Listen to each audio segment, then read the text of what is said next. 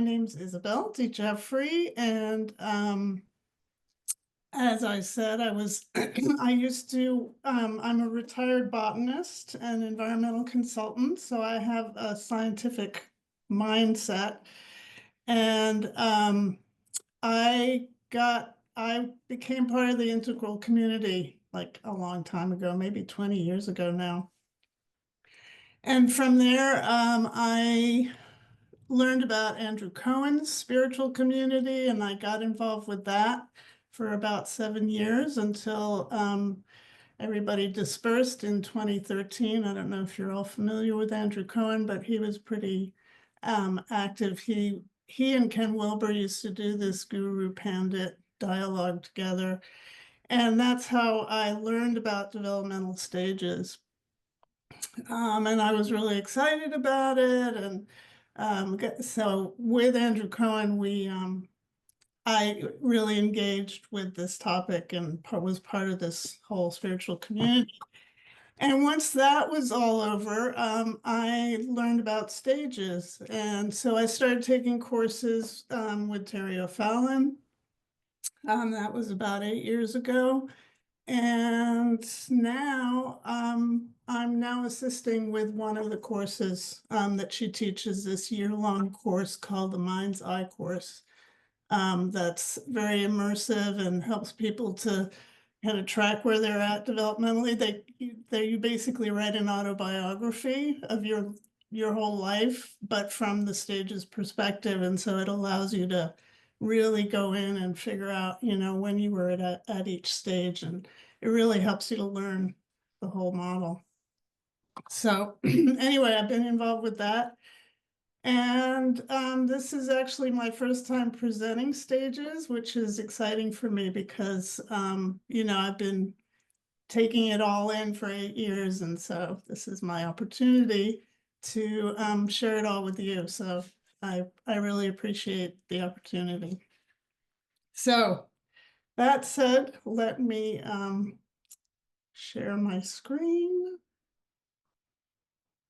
again. Where is it? Here we go. Okay. Everybody can see that? Okay. So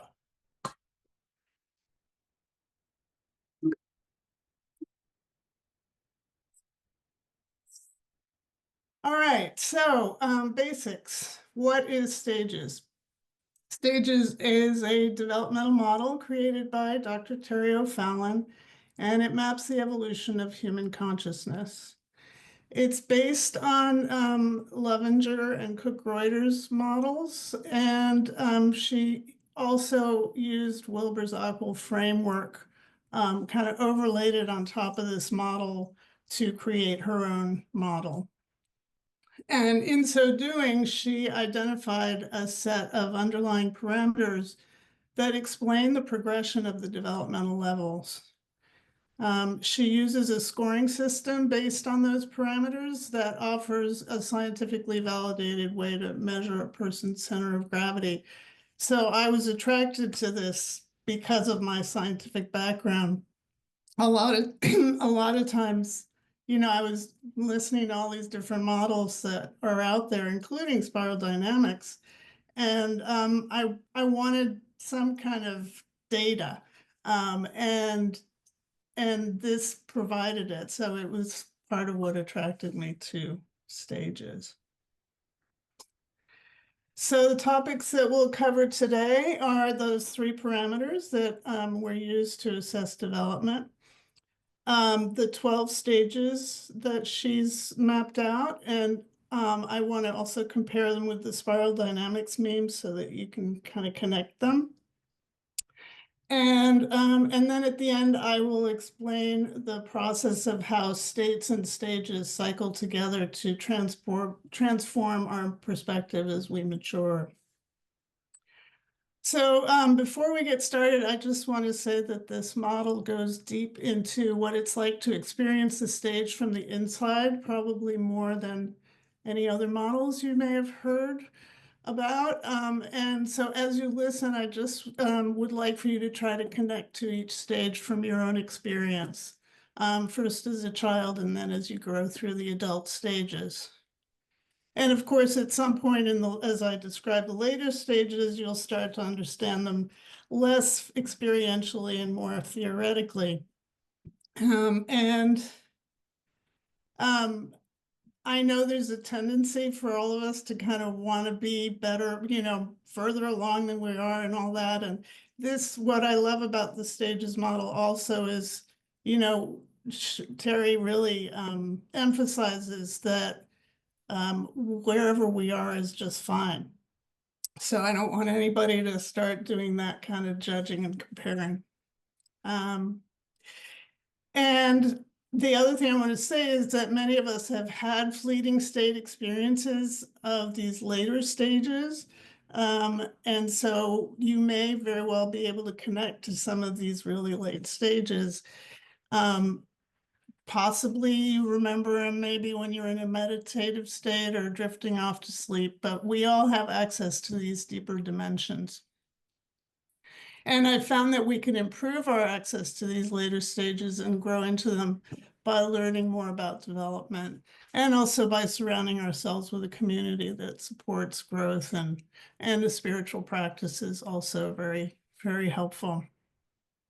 But development is an organic process that has a timing of its own, and we have to be gentle with ourselves and allow things to unfold naturally. So I just wanted to say all that at the outset, and we can go from there. So Terri uses a scoring system to assess an individual's center of gravity by giving them a sentence completion test.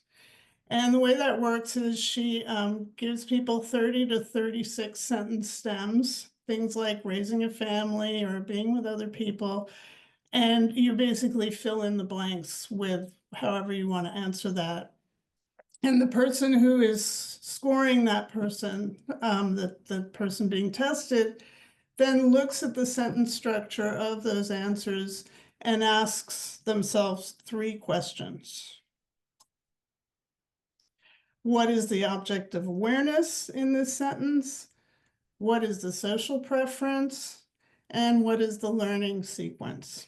And I'll go into these parameters in the next slide, but basically they answer these questions, and then each sentence is scored according to how it sort of fits into all these different parameters.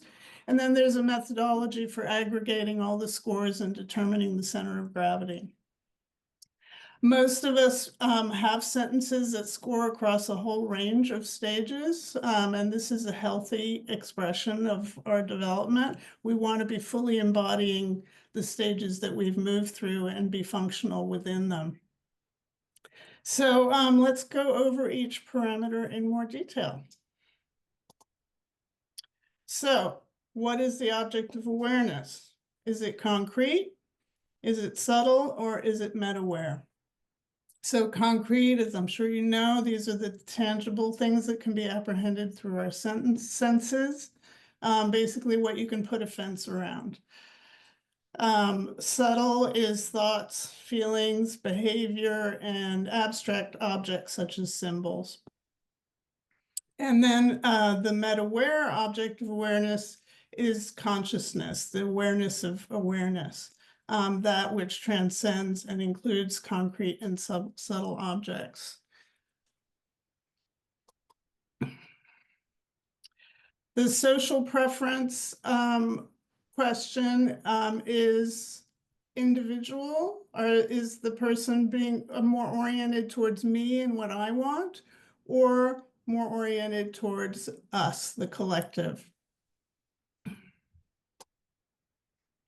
And then there's the learning sequence.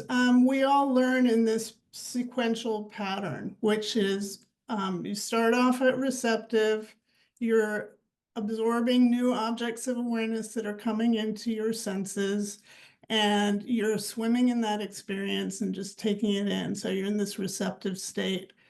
And once you've been receiving long enough, you've learned enough to start to engage with these objects, and this allows you to become active with them. And then you can start reflecting on your experience. And from there, you start to engage with others because you realize that you learn more that way.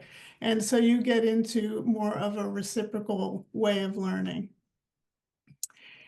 And at the final stage is the interpenetrative, in which all those previous learning steps have been internalized and transformed into enduring principles. They're kind of in you. So you put these three parameters that I just described together, and you get the stages matrix. So let me just go over this quickly. So we've got, at the top, we've got those three questions that I just described. And on the left, in the column on the left, you've got the person perspective. So the stages are described by a number in this model, starting at 1.0 and going up to 6.5.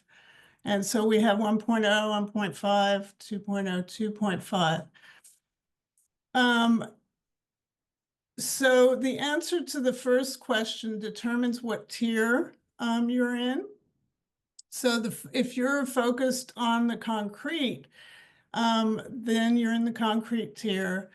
And basically what this is saying is that during your process of growth in the concrete tier, you're learning how to master that dimension of life, the concrete realm. And so you start off by doing this individually. You're just doing it on your own. And then, so you go through this stage of being receptive and then active.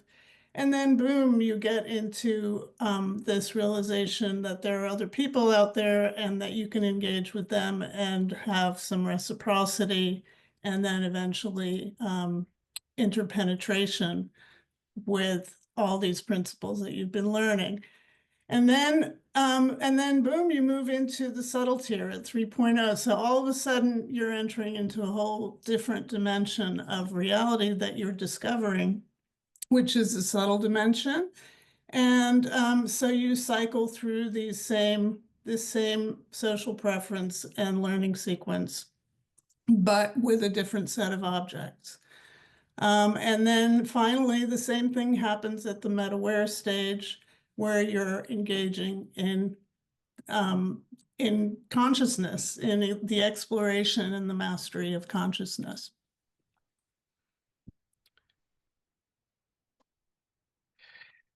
So just some principles to go over.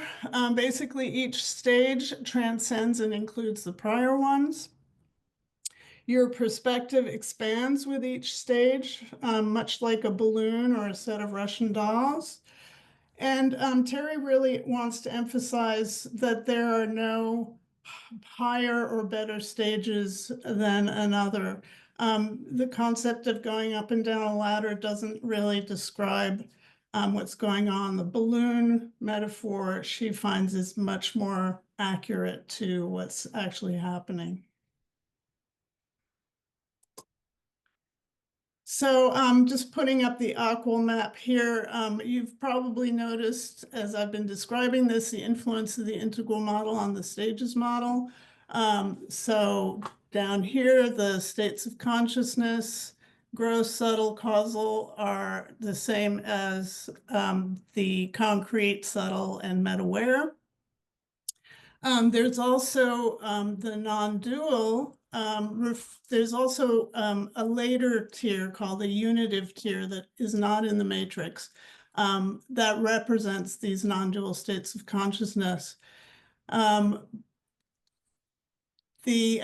thing, Terri has data from, let's see, it's from 1.0 to 6.5. So all the way through the meta-aware tier, she's been able to test people up to the 6.5 level.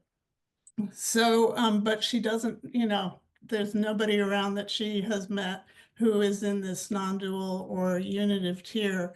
So that's just something I wanted to point out. Let's see.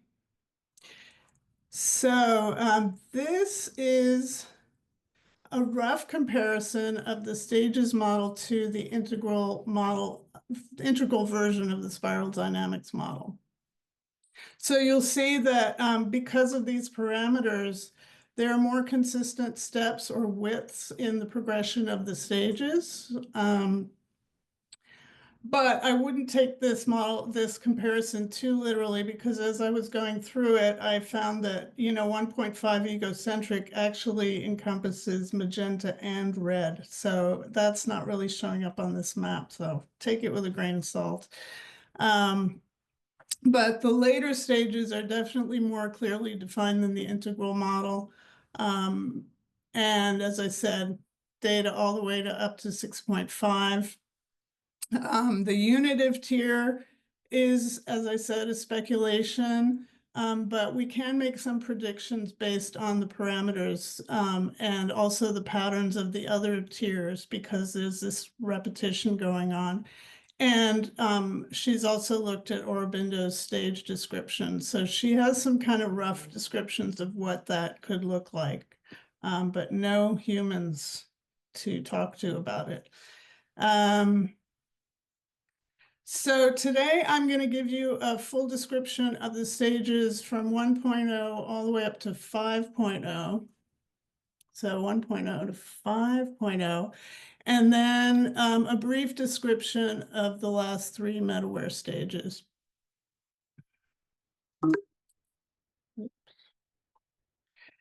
So here we go. I'm going to go through the stages now.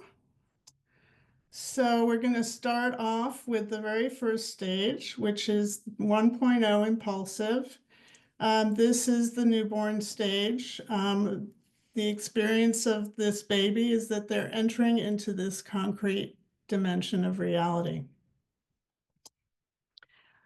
So this, as we described before, 1.0 is the very beginning of the concrete tier, and it's individual and receptive.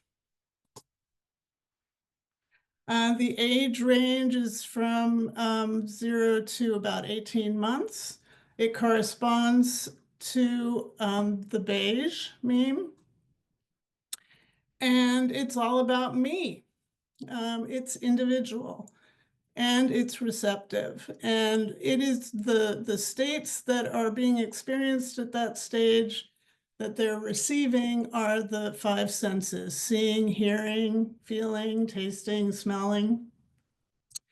They're learning the contours of their physical body. They're learning how to use their senses, and they're learning pictures and words. So this is early symbol recognition. And they do that by copying the speech and the actions from their parents or their caregivers, and also by focusing their senses and zooming their attention into what they're experiencing in their senses. So for every stage, there is a confusion that has to be resolved in order to move to the next stage. And at 1.0, the confusion is about making a distinction between the physical self and everything else.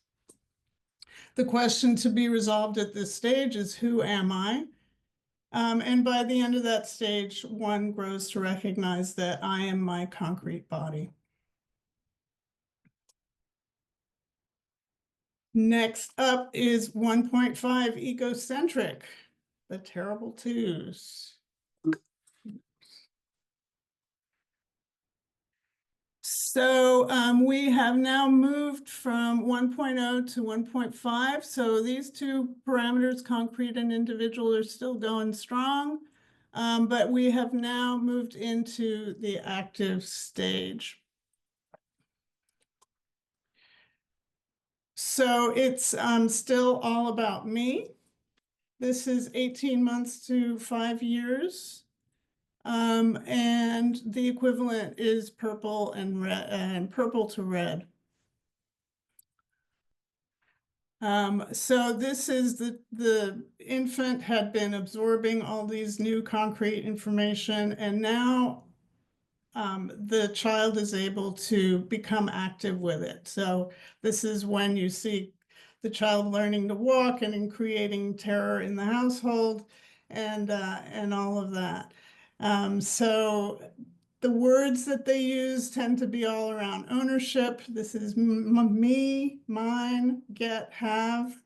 And the thing with them is that they think that everyone sees, hears, and feels what they do. So for example, if they're playing hide and seek, if they hide in front of, they'll hide in front of a tree and cover their eyes, and they will think that the other person can't see them, even though they're plainly visible, because they think that my experience is everybody else's experience. Parallel play, they play next to another child, and usually they'll steal a toy from the other child and won't know how to engage with another with somebody else. So it's called parallel playing. It's playing next to but not with. And same with language, they're talking at people and not with people. This is the stage, as you know, where you're exploring power, and your main interest is to do what will help you to get what you want. The confusion there are two confusions at this stage, yours versus mine, fighting about whose toy it is because everything is mine. The cookie in the cookie jar is mine, etc. They also confuse visualizations that they have with reality. So this explains the imaginary friends phenomenon, where they think that their imaginary friend to them is as real as a concrete friend. And then there's also the magical cause and effect, which we know of with the purple meme.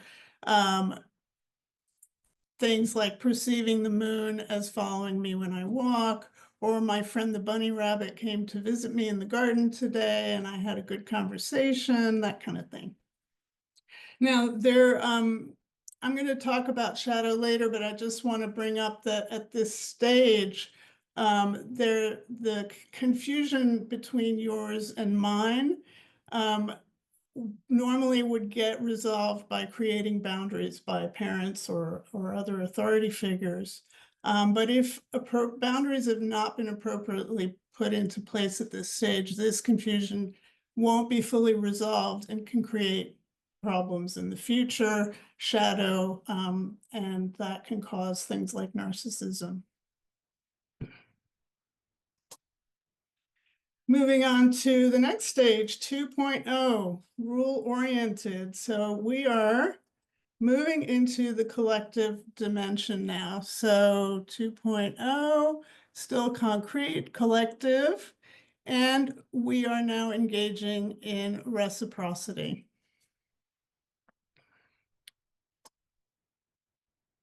So this is a 2-parameter change. So as I said, collective and reciprocity. So it's a little bit more difficult to transition.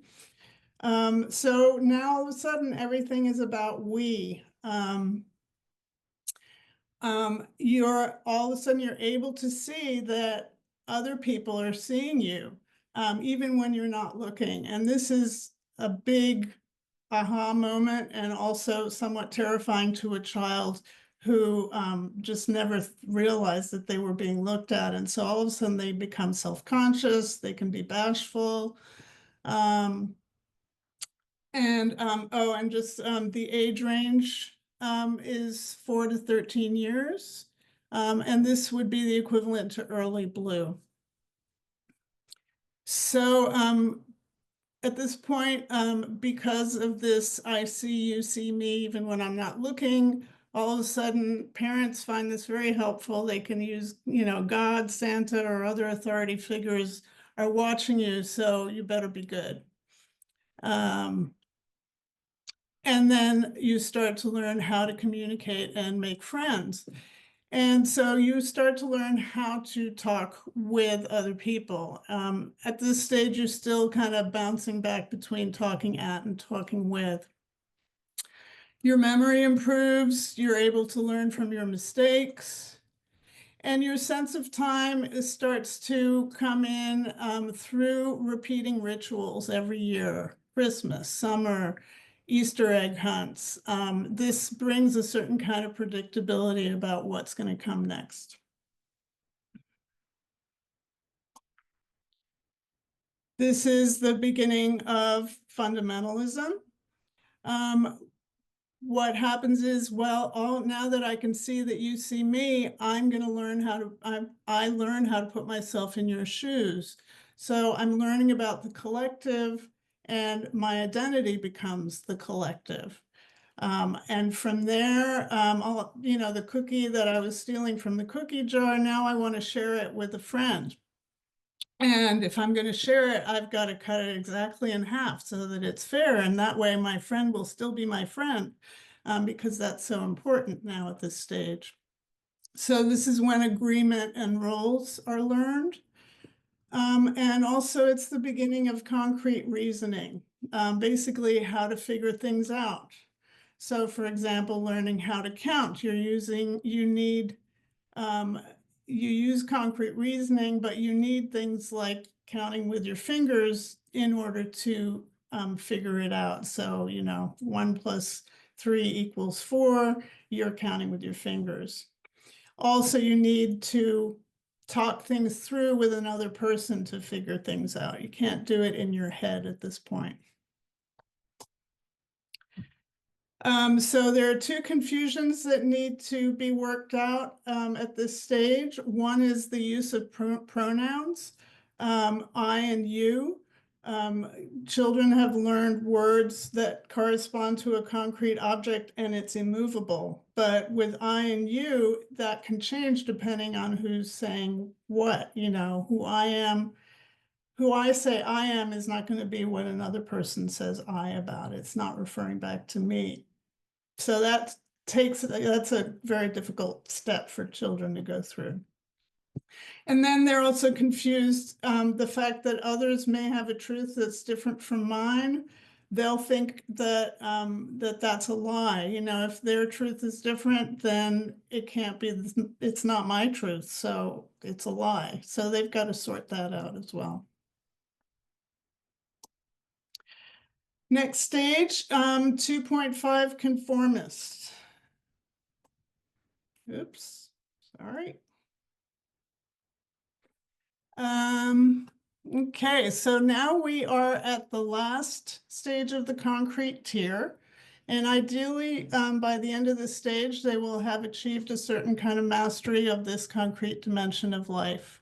So we are moving now into the interpenetrative. We're still a collective, but we're now interpenetrating.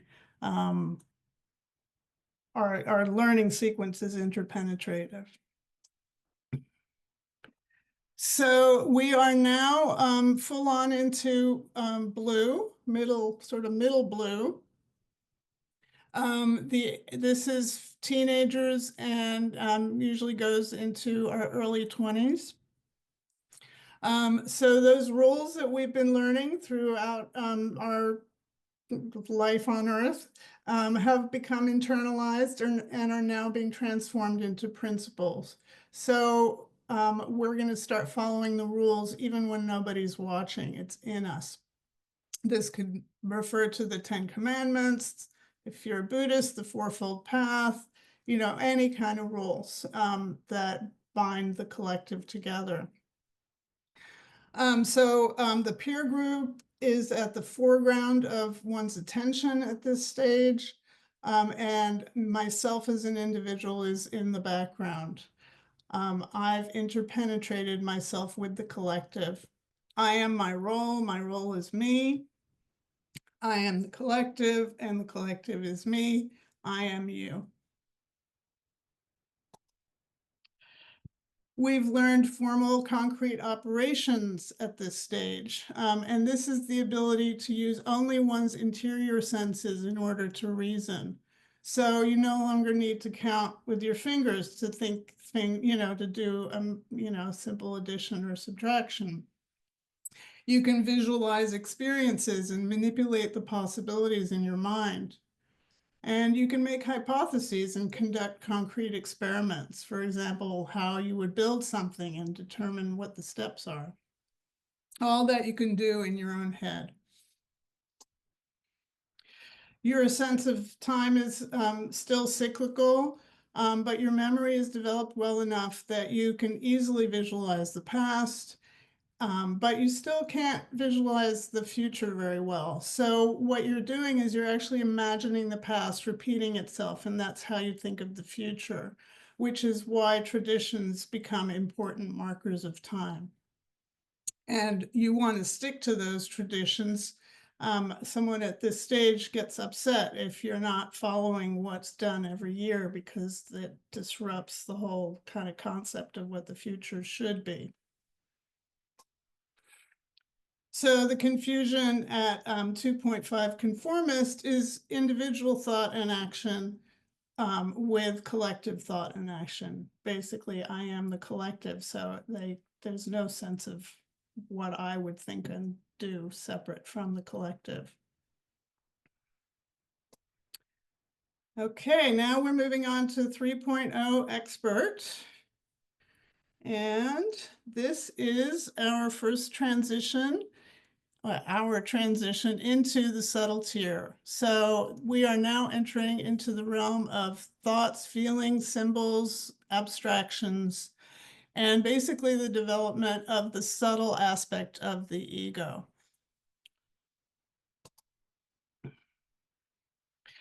So this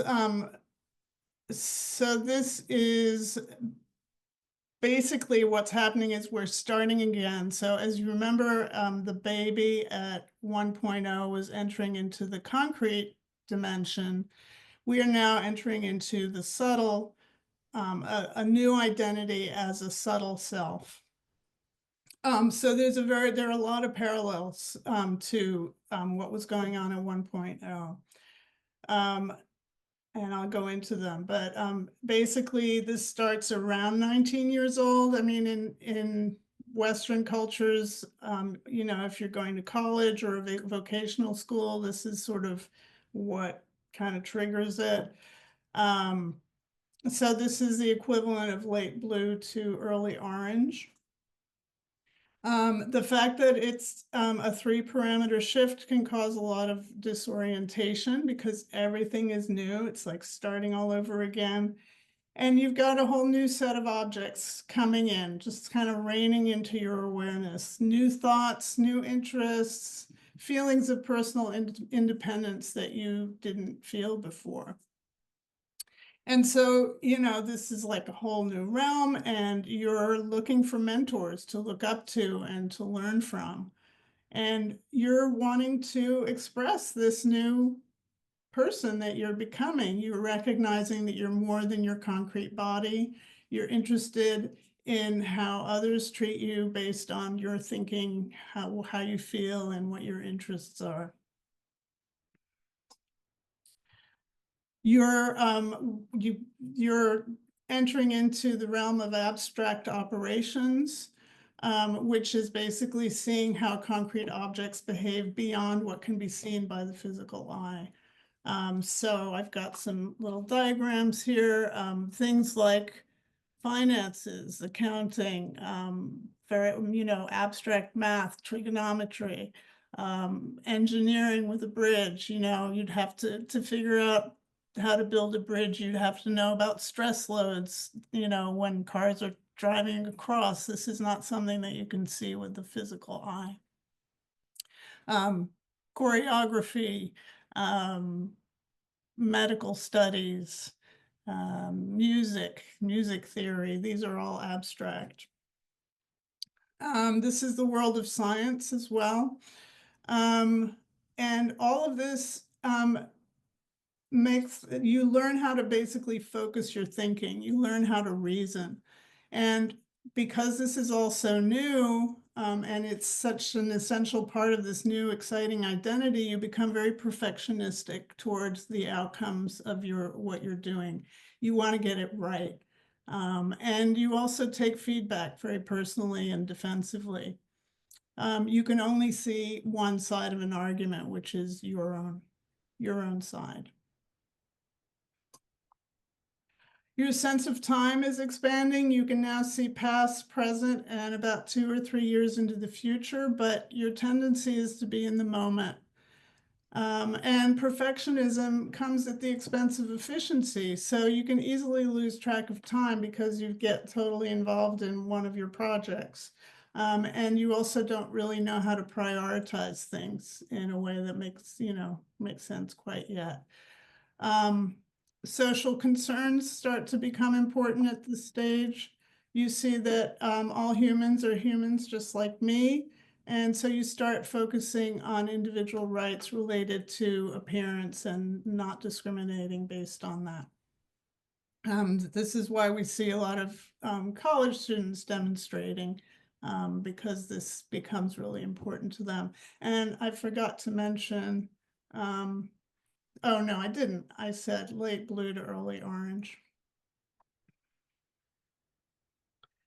So the confusion at expert is subtle me and concrete you. And let me just explain that a little bit. Basically, subtle me is what are my personal preferences? What do I want to do in life? Who am I becoming? And concrete you is basically the collective and all its rules and its roles. So the conflict is basically between what we're now wanting and what we think we should be doing according to those old rules that we grew up with. So that is what needs to start getting resolved to advance through the 3.0 expert stage. And basically the question is, who am I subtly? What is my subtle identity? Okay, moving on to 3.5 achiever. You'll recognize this to be orange. And at this stage, so we are now here, we're at subtle and still individual. But now we have absorbed enough about this subtle dimension that we can start becoming active with it.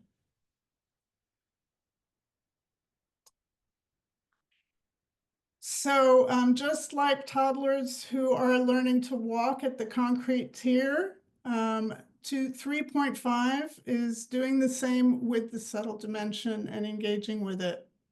So that shows up as setting goals, planning, achieving goals, using science as the truth, and working with that to make things happen. Relationship to time has now expanded to a 5-year plan into the future, very goal-oriented, and designing feedback loops and benchmarks into linear goal-oriented systems. A person at this stage is also like a toddler engaging in parallel play. This time it's not with toys and cookies, it's more in the realm of ideas. So they have their idea of what they want to do. But if another person has a different idea, or if they have the same idea, they'll say, no, no, no, that's my idea. You're stealing my idea. And they'll have to learn how to agree to disagree because they haven't yet learned how to build consensus. So they're also, and a similar thing, they're also talking at you at this stage rather than with you about subtle things.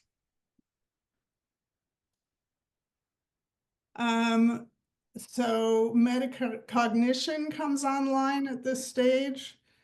Basically, everything the abstract operations that got learned at 3.0, you're able to kind of take a step back from that capacity and to see yourself doing abstract work in your mind. And so all of a sudden you start to become self-aware.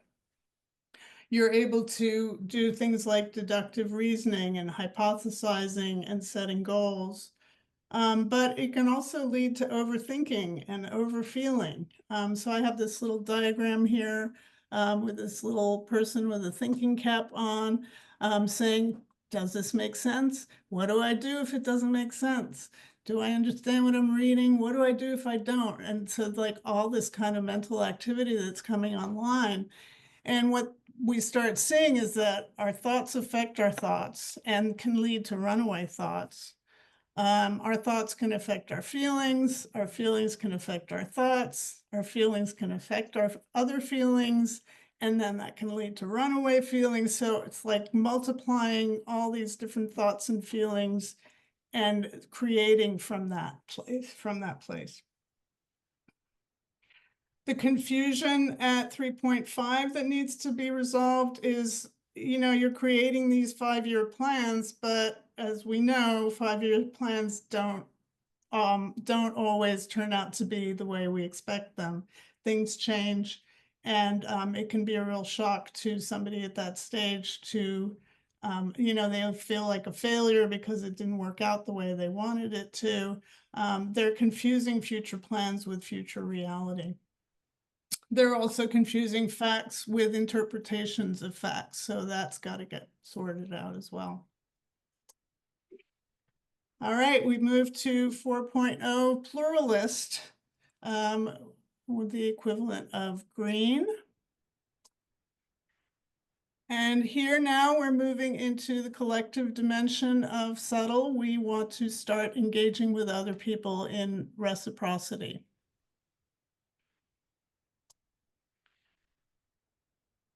So at this point, metacognition, this thinking about your thinking and thinking about your feelings and all that, you're starting to take a step away from that and see it as an object inside of your own mind. And this leads you to recognize that you've got all these different parts or subpersonalities inside of yourself that are talking to each other. You say, oh, you start saying things like, oh, well, part of me wants this and part of me wants that. You also see that your thoughts and your feelings depend on the context and that everything is relative. And awareness beyond the mind starts to flicker in and out at this point because you're taking this sort of step away perspective. So reciprocity, now you want to engage with other people. You're learning with and from peers in dialogue and collaboration. You're relishing experiences in the here and now. One thing that starts happening is you start to see other people's projections onto you. And you're also adapting to shifting context. So I have this image. This is a murmuration of starlings, a group of starlings. And I don't know if you're all familiar with this, but starlings, when they fly together, they kind of make these amazing patterns in the sky. And it's like they're all moving as one. And that is a really good description of the 4.0 stage because there's there's no goals anymore. All you want to do is go with the flow of what's going on in this collective dimension. The time frame is 3 generations. And so you can look to your parents' generation and to your grandparents' generation and kind of see how things evolve over time. And your main focus is to develop this authentic self. You're getting much more clear on what's going on inside of you, and you want to be an authentic human being. The confusion at this stage is individual awareness with collective synchronicity. You are identifying as part of this group, but you think that what the group is aware of is the same as what you're aware of. There's a confusion there, which can lead to boundary issues at this stage. Your subtle self and the subtle self of another person, you're not going to be feeling what the other person necessarily is feeling, and that can create confusion and conflict. You're also confusing facts with assumptions at this stage.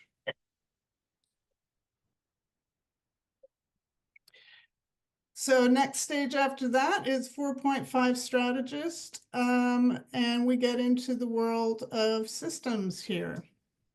This is the final stage of the subtle tier, and this is where we become interpenetrative with everything that we have learned about subtle rules. They've become internalized inside of us and transformed into principles.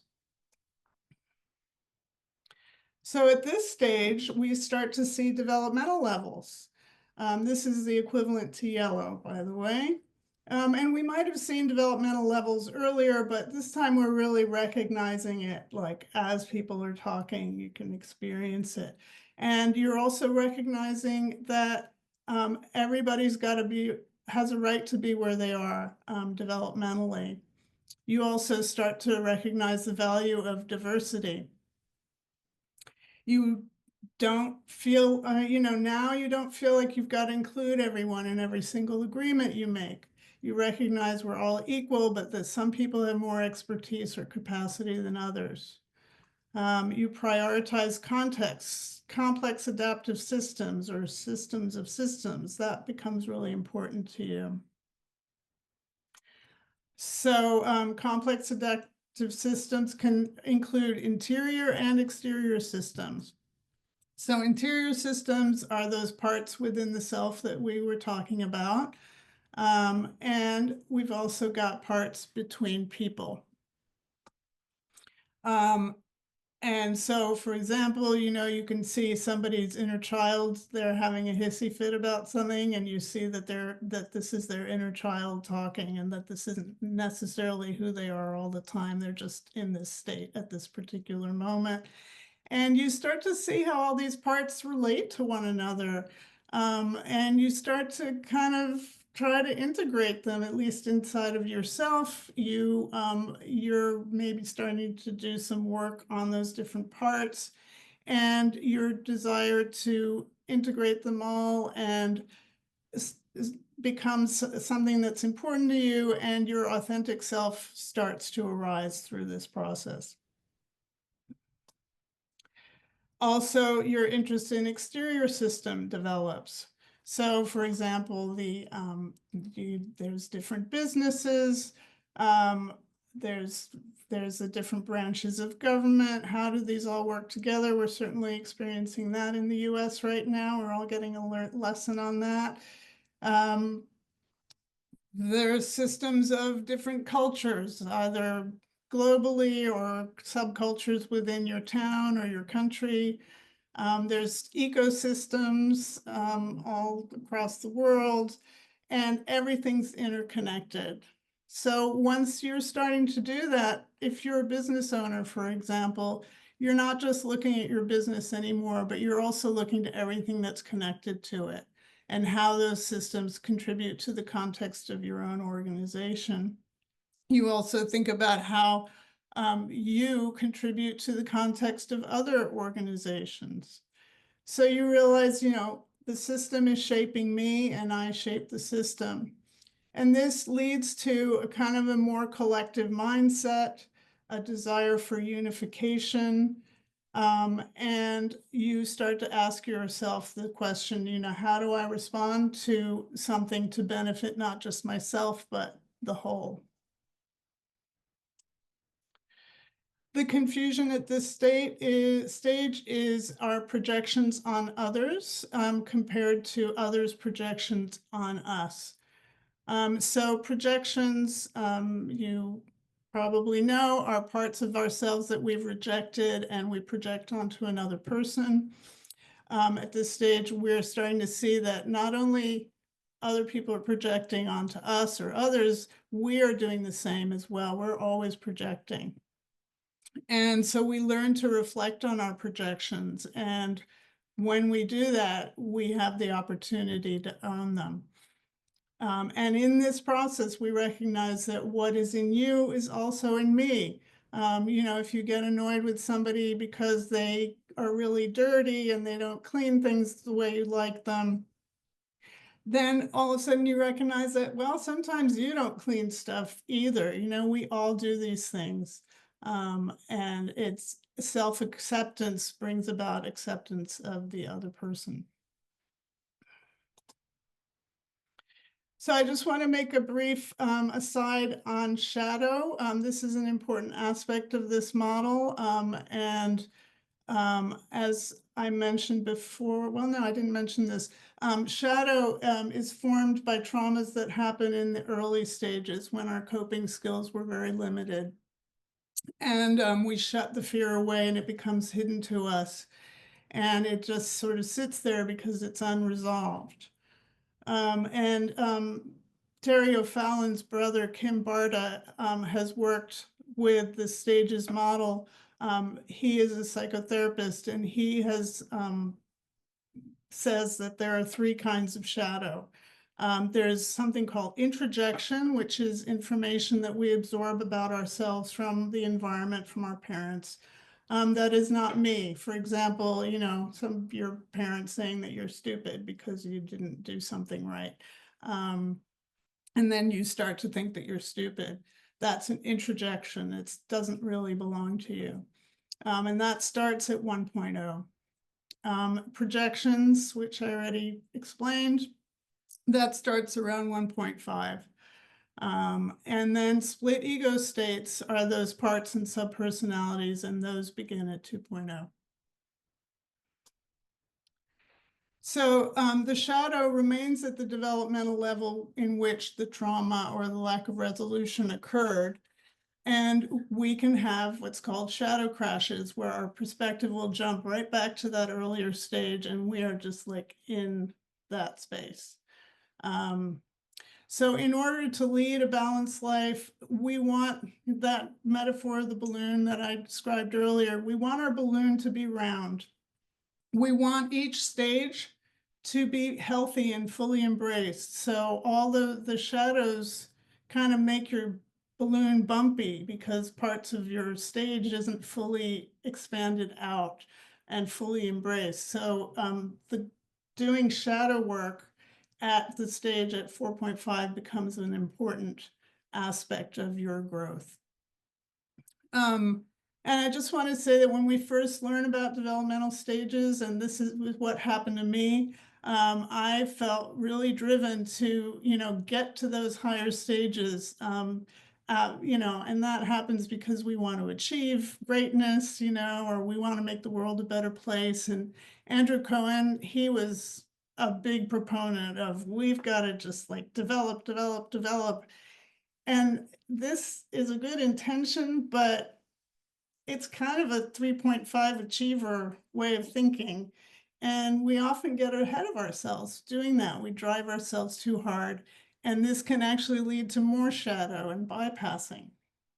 So it's much more important to focus on resolving our own personal shadows. And through that, there's a very organic way in which we can develop into the later stages.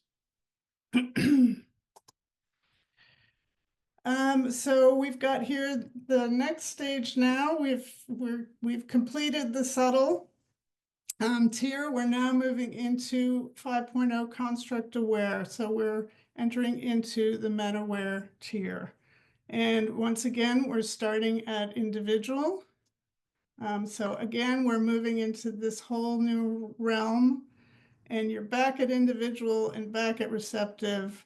You're learning all over again. So what is starting to come in at the 5.0 stage is this being aware of awareness. Your projections, as they start to resolve themselves, you start to identify with this subtle ego that's been developing as, you know, your personality. You're starting to see that, well, you're actually a lot more than that. There's something deeper that's arising. And the mind starts to get a little quieter, or at least when it gets loud, you have some space from it. And that space, that awareness beyond the ordinary mind starts to come into the foreground. the present moment becomes a point of reference, and you start to see these projections that arise in you right as they're happening, and you can just go, oh, projection, and you can let it go much more easily. You've done the work to be able to do that.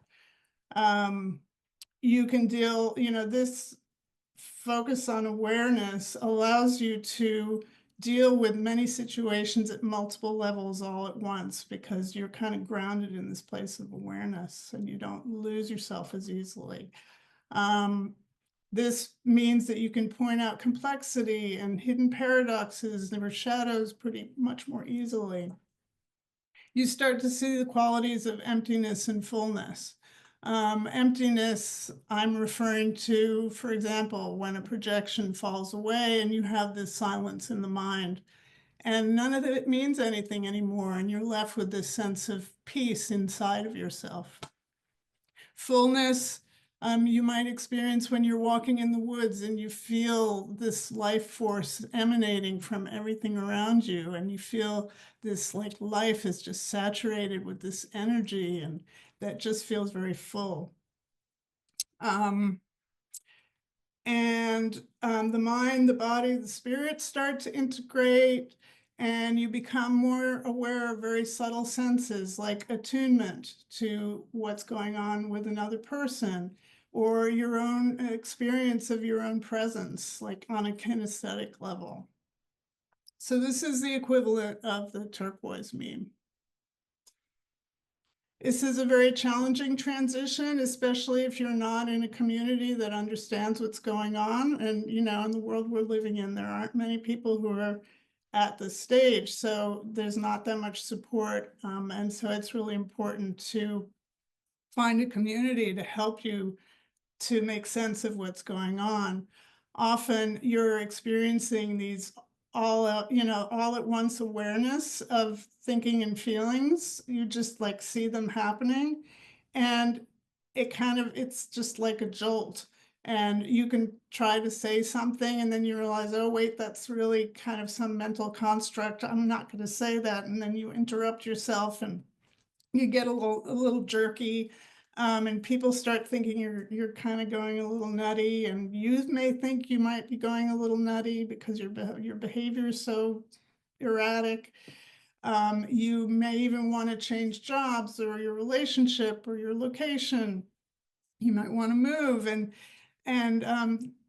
Terri says, don't do that. Don't change, because what's happening is you're changing on the inside, and you're seeing it, you're projecting it out onto the world, that you need to change your outer circumstances, but it's really you. So the question at this point is, who am I beyond the ordinary mind? And as you mature in this stage, you start to see that the mind has been constructing all these things all along. Our word meanings are constructed, our ego story is constructed, our subtle boundaries between ourselves and others, all these things are socially constructed. And we recognize that all these constructions are ultimately empty. So the confusion here is between the quiet in our mind and conscious awareness.